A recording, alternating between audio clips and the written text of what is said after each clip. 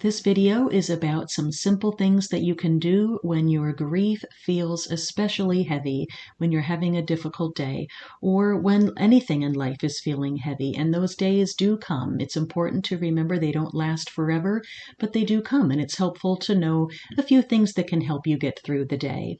Number one is to allow yourself to cry. So often we hear people associate strength with not crying, and healing is actually taking place when we allow ourselves to cry. And I often hear people say things like, I didn't want to cry today, or I wanted to be strong, I didn't want to fall apart. And it's helpful to change and reframe the way we think about crying. When you think that it is helping you to heal, you'll resist it less. And healing does take place when you let the tears flow.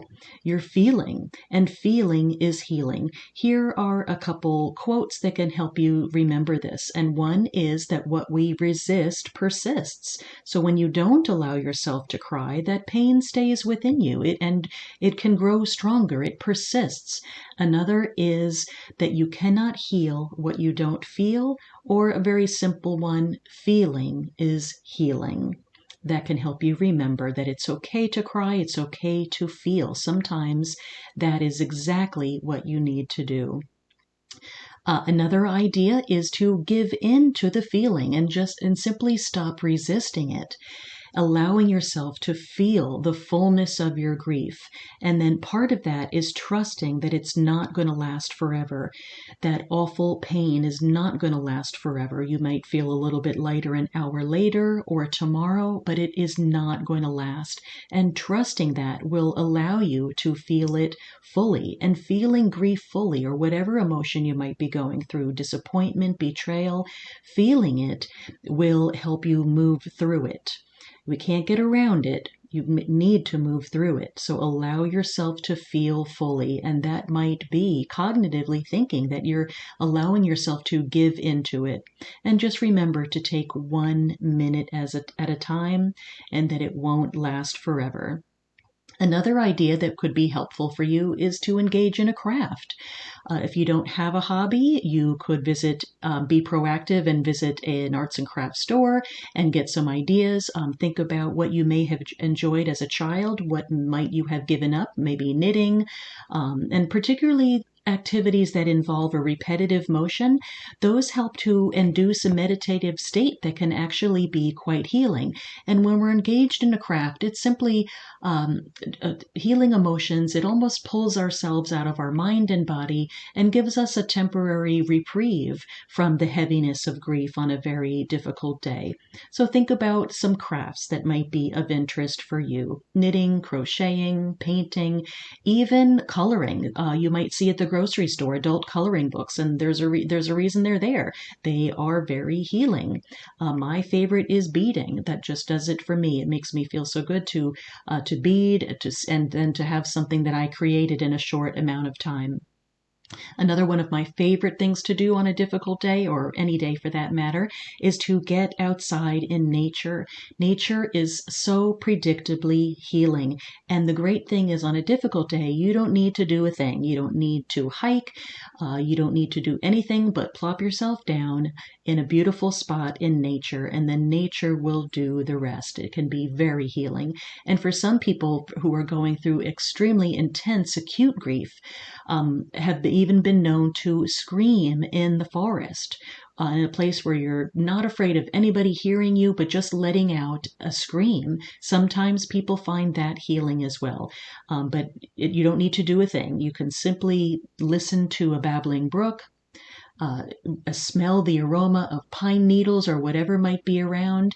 Spaces that are near water and trees are particularly healing.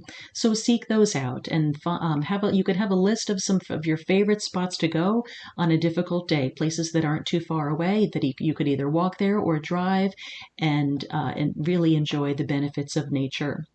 On these difficult days, it's also important to have self-compassion, to not add guilt or shame on top of the guilt. The grief. The grief is enough. You don't need to give yourself a wallop of shame or guilt of any kind for whatever you might be grieving or anything attached to the grief. The task is grieving. So make sure that you're not judging yourself or engaging in any type of shameful thoughts. And it could be helpful to do an exercise or a guided meditation in self-compassion. One of my favorite resources is Insight Timer. You could go to insighttimer.com or download the app Insight Timer and look up various meditations related to self-compassion. And that can be something that you do for the day. And moving your body is another great way to help move through grief, whether it's yoga, some simple stretching, moving your body by walking, whatever works for you, and it might change day to day, but moving your body is one way to help move through grief also. And if you have a great friend, maybe a companion to go on a grief walk with you, you can even do a Google search. There's lots of research on the healing power of walking. So that's a wonderful thing that you can do when your grief is feeling really heavy, is to just go for a simple walk. And another idea is to journal about your thoughts and feelings. It's helpful to talk to somebody, but if no one's available, if it's at midnight or 1 a.m. and you're having a difficult time, journal your thoughts. Journal how you're feeling, and that can be one way to release some of the heaviness. So I hope this was helpful, some simple ideas for moving through grief on a really difficult day. And if you'd like some additional support, I have a downloadable sheet that you can obtain from my website. It's drpeggydelong.com/grief. It is using gratitude, exercises in gratitude and healing through grief.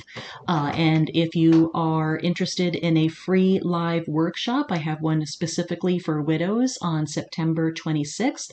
You can sign up for that also on my website, drpeggydelong.com/peace.